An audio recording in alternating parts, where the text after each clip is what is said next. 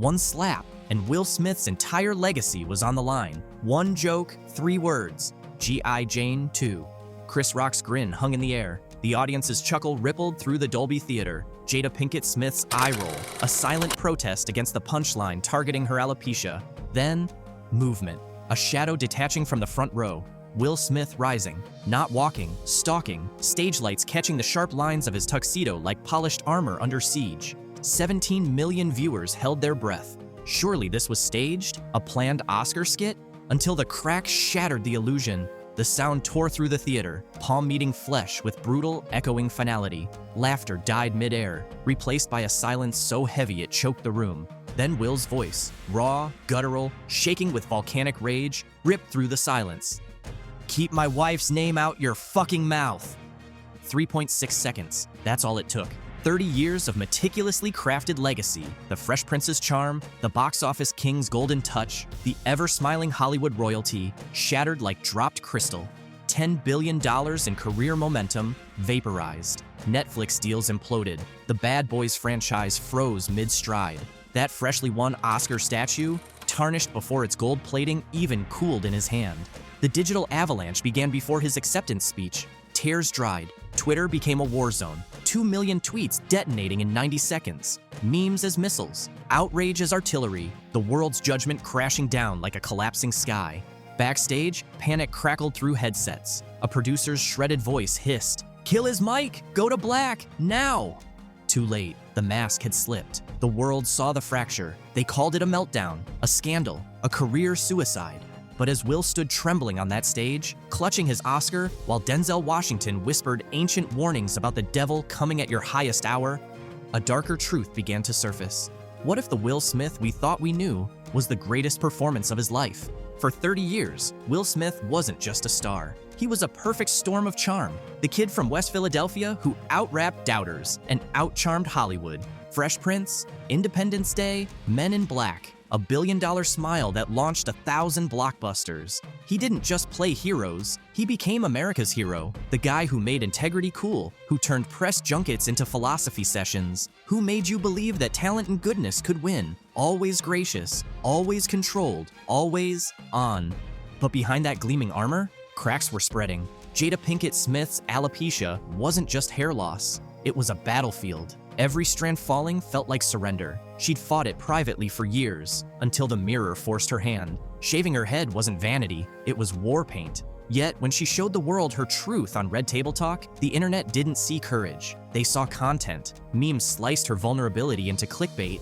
Jada's dome, Kojak with lipstick, the collective snicker turned her pain into public sport. Then came the entanglement. That word, so sterile, so detached, detonated in living rooms worldwide. Jada sitting across from Will at the red table, dissecting her affair with August Alsina like a lab specimen.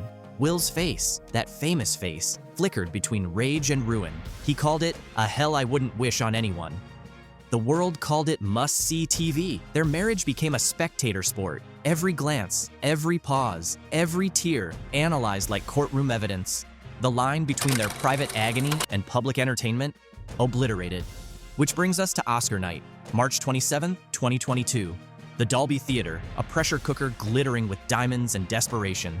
For Will, it wasn't just another awards show, it was crown or collapse. King Richard wasn't just a role, it was his comeback narrative. The noble underdog, the devoted father, the role that would cement his legacy after years of safe blockbusters. All night, the cameras stalked him, waiting for a crack, a flinch, a sign that the perfect facade might shatter. He walked in carrying the weight of it all, the ghost of Fresh Prince expecting a wink, the critics whispering overdue, Jada beside him, her bare head a silent target, and the world itching to see if the man who'd turned his life into a show could survive his own spotlight. The air wasn't just tense, it was flammable. One spark would burn it all down. Chris Rock stood at the mic, grinning. The spark was lit. Chris Rock's voice cut through the glittering tension like a knife. "Jada, G.I. Jane 2, can't wait to see it." A ripple of laughter, polite, uneasy. Cameras swung to Jada, her shaved head gleaming under the lights, eyes hardening to stone. She forced a smile that never reached her eyes, a defense mechanism honed over years of public dissection. Then the camera found Will.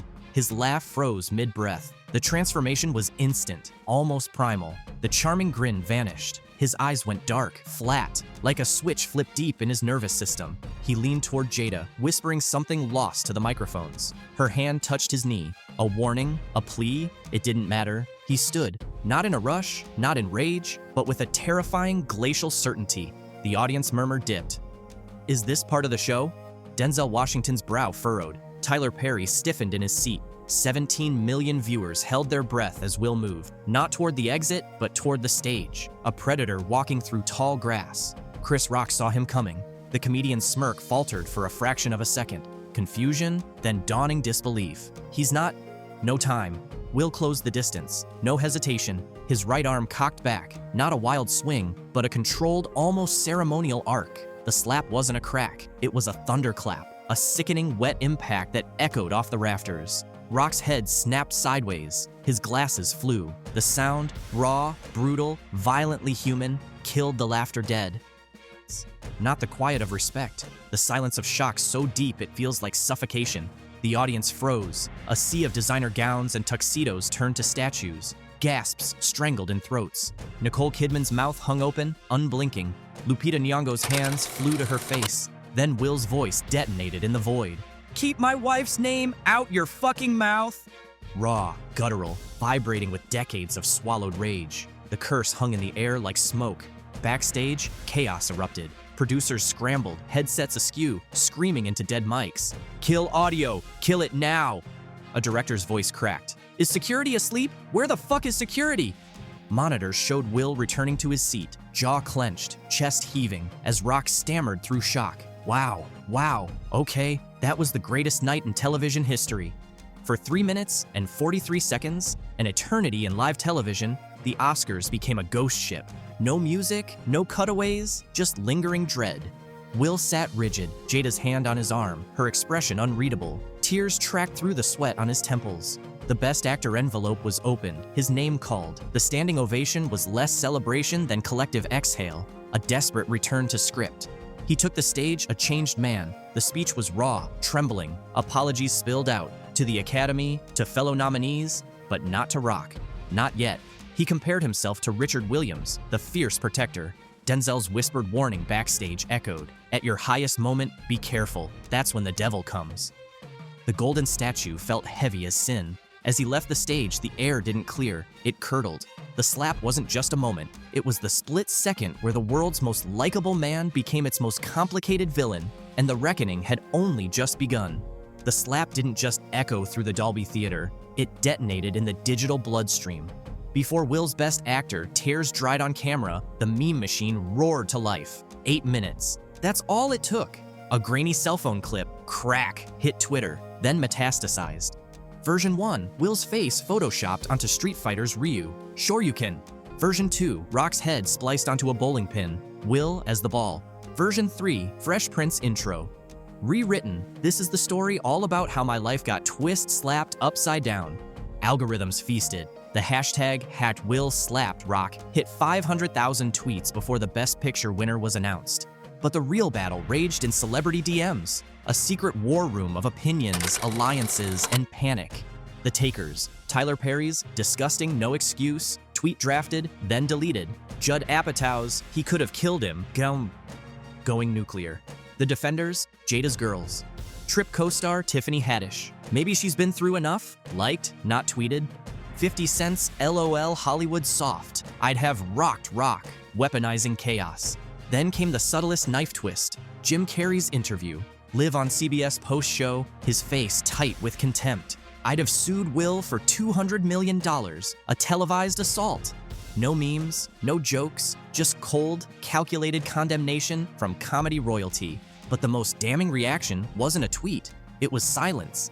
Tom Hanks, Hollywood's moral compass, stone-faced, staring at his shoes as Will gave his speech. Michelle Obama, whose memoir Will had optioned, conspicuously not clapping.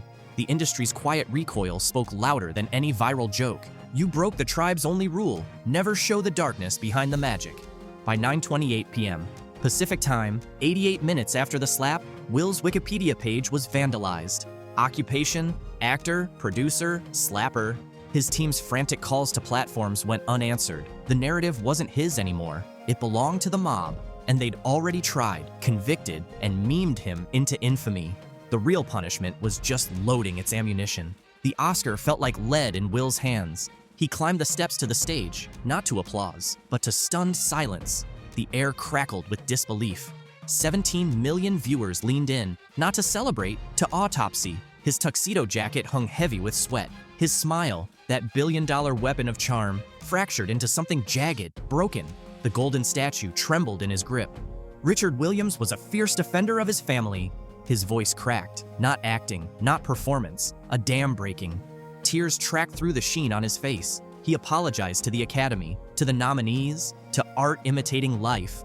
Words tumbling out like stones, heavy, uneven, desperate. But Chris Rock's name never passed his lips, a hole where the apology should have been.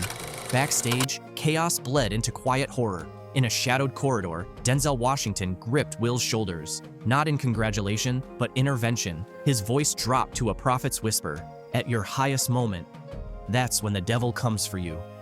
No cameras, no mics, just two kings in a fallen kingdom.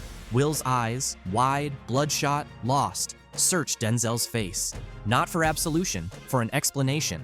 Why now? Why like this? The warning hung like smoke. Your crown is your cross tonight. Will returned to the mic. The speech spiraled. He compared himself to Richard Williams, the protector, the warrior. The irony was acid. Richard never hit anyone. Will's laughter bubbled up, hysterical, unanchored. Love makes you do crazy things. The audience shifted. Unease became nausea. This wasn't victory, it was public disintegration. Jada watched from the front row, her face, a mask of frozen fury. Not at Rock, at Will. This was her pain, her alopecia, her humiliation, stolen and weaponized in his meltdown. Her eyes screamed what the world would later tweet. You didn't defend me, you broke me again. As Will left the stage, the standing ovation died mid-clap. The hallway swallowed him, a tomb of velvet and gold. He pressed his forehead against the cold plaster wall. The Oscar slipped from his hand. Clang, not a trophy, an anchor. Denzel's words echoed in the hollow. The devil comes. For Will Smith, the devil wasn't a metaphor. It was the sound of his own legacy hitting the floor.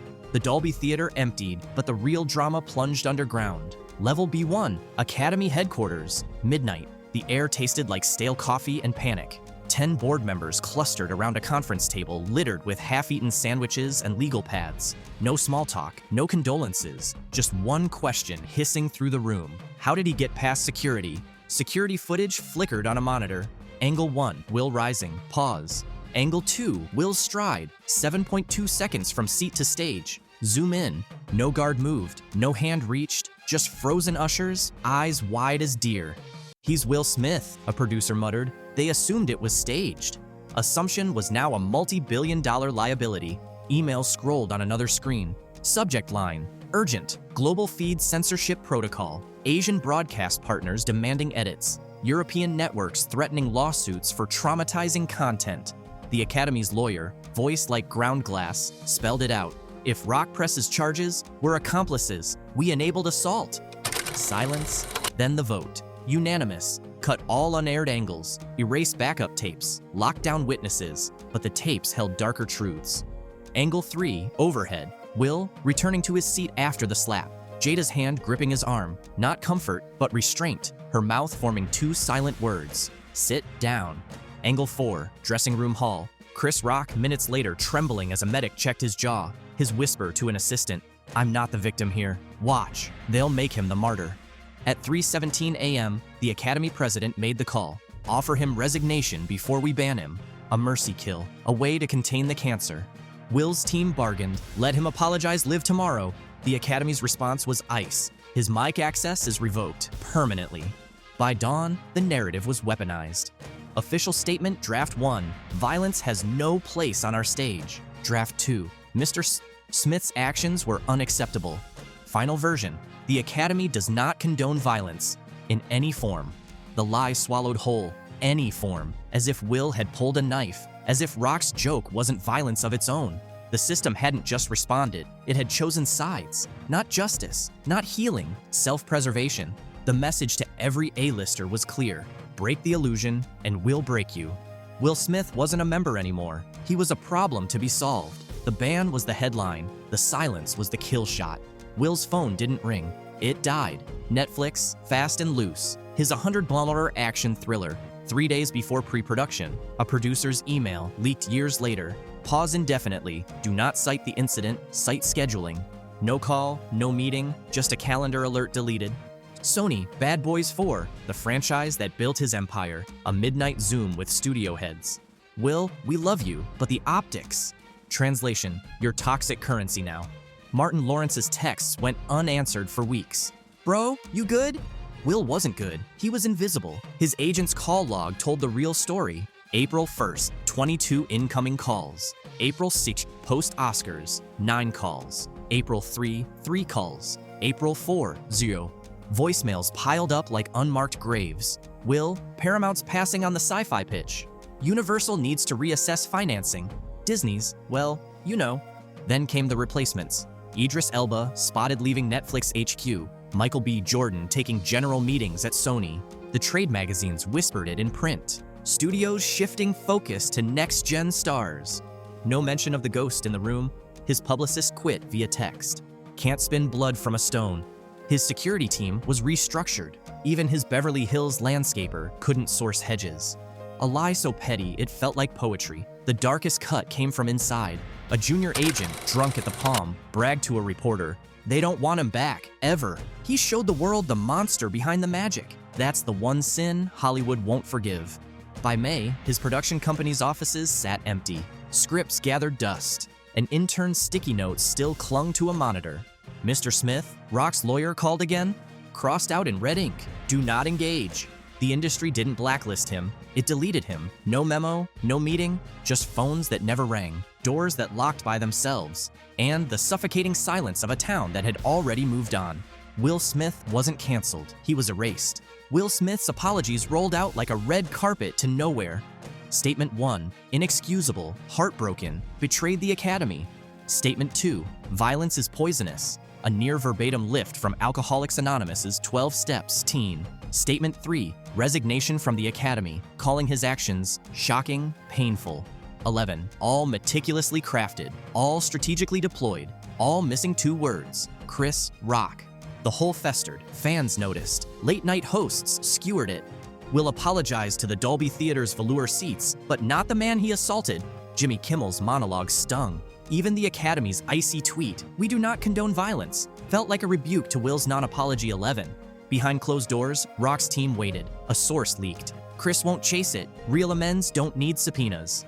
Then came the album, based on a true story. His first music in 20 years. Promoted not as art, but as therapy, Will claimed it explored his despicable prisoners, the banished parts of himself. After 8. He'd consulted rap titans. Jay-Z warned, don't go near it unless you're ready to tell the truth, while Kendrick Lamar urged him to say the things you've always been scared to say. 8. The result? Track 1. This pain ain't PG. I'm fighting ghosts in IMAX G. Track 4. Auto-tuned sobs over a trap beat. Oscar Gold turned to lead in my hand. Critics sharpened knives. Pitchfork. Excruciatingly corny, like a billionaire's vision of suffering. 8. Rolling Stone. Clunky and dated. Less confession, more calculated damage control. 8. Listeners mocked the disconnect. He slapped Chris Rock but sings about killing with kindness. The cruelest twist? Rock broke silence. Not about Will, about forgiveness. At the 2025 Vanity Fair Oscars party, cameras caught Rock's quiet revelation. The most miserable people are those who can't forgive. You have to forgive yourself sometimes. 9:13. No names, no bitterness, just zen detachment. Will's album instantly reframed as a cringe grenade next to Rock's moral high ground. By the album's release week, the apology tour wasn't just failing, it was backfiring. Spotify skips, 43% by Chorus 2. Memes. Will's face photoshopped onto a pilgrim begging Rock's stone-faced statue. The final nail, a fan at a rare Will appearance screamed, "Say sorry to Chris!" Will froze. For 10 seconds, longer than the slap itself, he stared into the void, then walked off stage. No music, no words, just the sound of a 10-ball legacy crumbling into dust. The gym was empty at 4 a.m. Not a camera crew, not a trainer, just Will Smith, fists wrapped in yellowed tape, hammering a heavy bag until the chain shrieked. Each punch echoed like a ghost in the cavernous space. thud, thud, crack. Rhythm as ragged as his breathing. This wasn't training, this was exorcism. On the mirrored wall, his reflection fractured. Fresh Prince charm, alley swagger, King Richard dignity, shattered. Sweat stung his eyes. He didn't wipe it, just stared at the stranger in the glass. You broke the tribe's only rule, the silence hissed. Never let them see the monster. Across town, Jada Pinkett Smith scrolled through hell. Her Instagram feed, a gallery of ghosts. Comment 1, should have kept your hair and your mouth shut. Comment 2, entanglement queen caused all this. Comment 3, Will slapped Chris, but you broke him. She closed the app. The screen went black. For a moment, her reflection showed the woman before alopecia, before red table, before the world decided her pain was public property. That woman was gone. Will's gloves hit the floor. No triumphant Rocky music, just the drip of a broken water fountain. He slid down the wall, back against cold concrete, and pressed his forehead to his knees. The voicemail played from his phone. Tinny, desperate. Will, it's Marty. Bad Boys 4s. Paused. Call me. Paused. Hollywood's gentle euthanasia. He didn't call back. Jada stood in her greenhouse, pruning shears hovering over a rose bush. Nip. One perfect bloom fell. Nip. Another. Petals like blood on dark soil. She'd stopped doing red table talk after the slap. Stopped interviews. Stopped smiling for paparazzi. Her silence wasn't retreat, it was triage. Every leaked therapy session, every meme about her entanglement, every joke about her bald head, they weren't just attacks, they were thefts. Pieces of her soul sold as entertainment. Will drove home at dawn. Beverly Hills slept behind gated lawns. His security gate whirred open, a sound that once meant sanctuary. Now it felt like a cell door closing. He passed the Oscar, gathering dust on a hallway shelf. Gold plating caught the sunrise. Irony, the statue he'd craved for 30 years now marked the spot where his empire crumbled. Jada's closet was a museum of armor. Wigs from her alopecia battle, power suits from premieres, the emerald gown she wore the night Will won for King Richard. She touched the fabric, remembered his tearful speech, "Love makes you do crazy things," and the way her smile had frozen. That night, she'd whispered to her stylist, "Burn this dress." She never did. In his screening room, Will watched old footage. Not Fresh Prince, not Men in Black. Home videos. Jaden at 6, giggling as Will spun him. Willow singing off key. Jada, hair thick and wild, laughing as Trey tried to barbecue. The sound of her laugh, real, unguarded, hit him like a body blow. He paused the tape, rewound, played it again, and again. Jada found the USB drive in her jewelry box, labeled Red Table Raw, Never Air. She plugged it in, watched herself weep as Will described the hell of her affair, saw his knuckles whiten under the table. This was the moment the world memed, the moment they called him cucked, the moment she'd thought, finally, they see our truth. They saw nothing. They saw a show. She snapped the USB in half. 2 people, 1 mansion, separated by corridors, by pride, by the unspoken question, did the slap defend her or trap them both? At 2:17 a.m., Will's phone lit up. A notification, Jada Spices. His assistant's failed investment pitch from 2021. He deleted it. Outside, the paparazzi's long lens glinted in the dark. The isolation wasn't emptiness, it was weight. The weight of 10,000 deleted tweets. The weight of a wife's unspoken forgiveness. The weight of a world that loved you yesterday and today watches you drown. The Oprah meeting wasn't scheduled, it was brokered through encrypted texts between agents on burner phones. Location, a private hangar at Van Nuys Airport. No assistants, no cameras, just Oprah in a cashmere hoodie and Will in a black baseball cap pulled low. Her opening line cut deeper than any headline. They don't want your apology, Will. They want your humanity.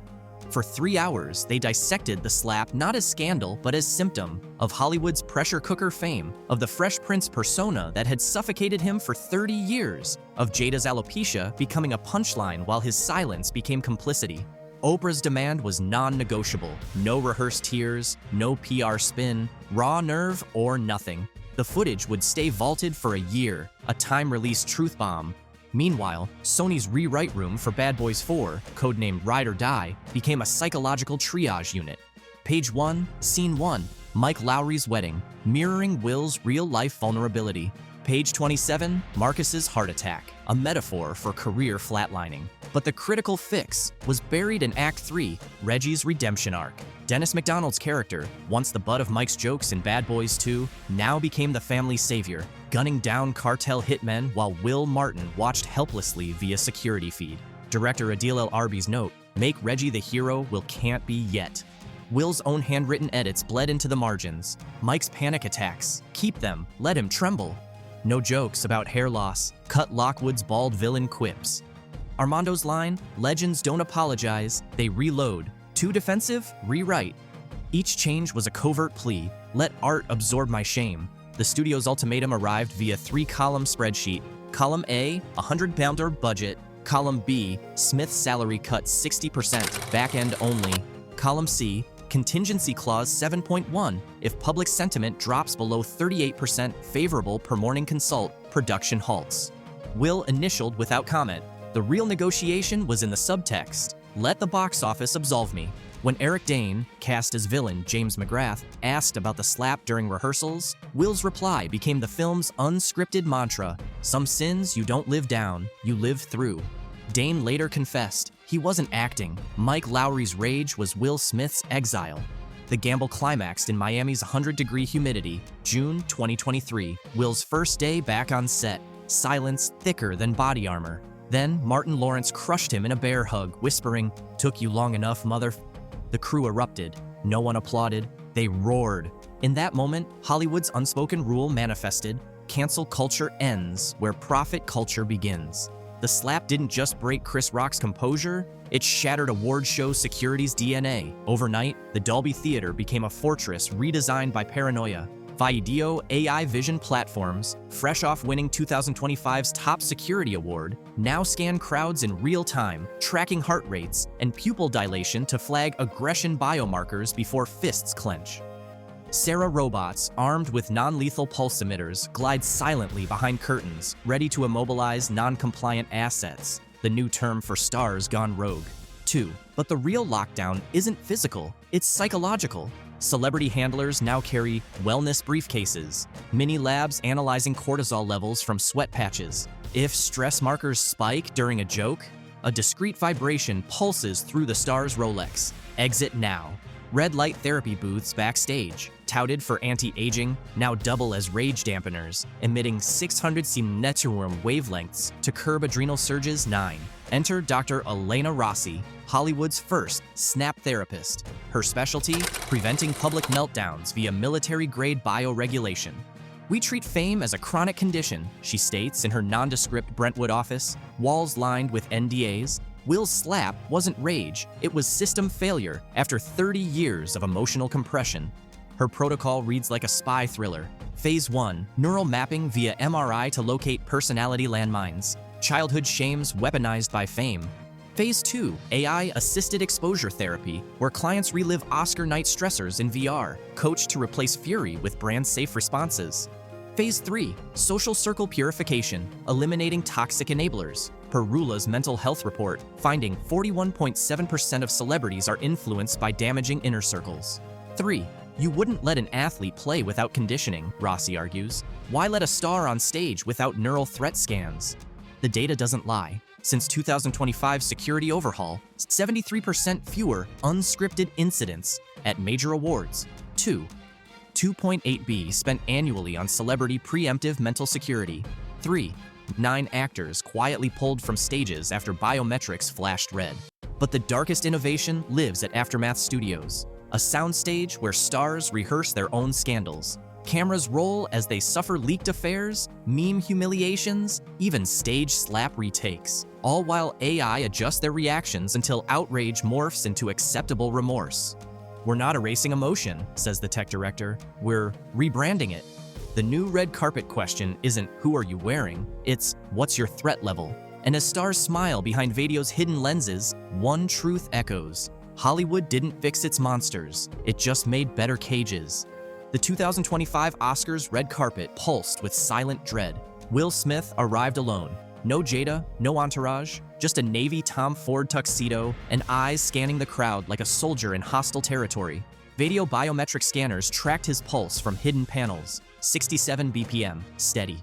Backstage, a producer hissed into his headset. If his cortisol spikes, cut to commercial, no exceptions. He took his seat. Front row, same as 2022. Chris Rock's voice boomed over the PA. "Welcome to Hollywood's least violent night." The audience froze. Cameras locked on Will. 8 seconds. His knuckles whitened. 3 seconds. A forced smile cracked his lips. 3.1 seconds. He laughed. A dry, hollow sound. The producer exhaled. He's clean. When his category aired, the clip reel felt like a public autopsy. Fresh Prince's charm, Allie's swagger, King Richard's triumph. Then, the slap. Freeze-framed for half a heartbeat before cutting to Bad Boys 4's 122B box office numbers. The subtext screamed, "Your sin sold tickets."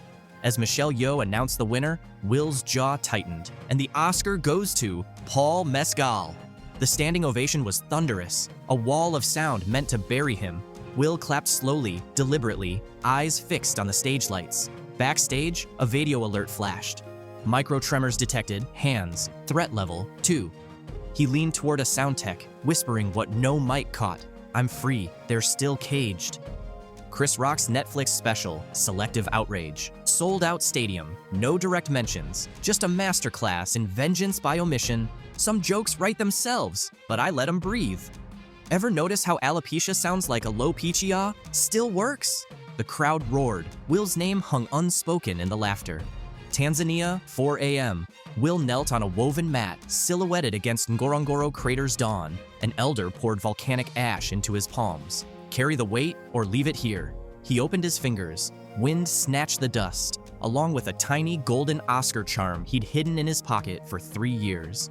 Los Angeles, 72 hours later, Sony's green light meeting for Bad Boys 5. Executive 1, his Q scores back to 87.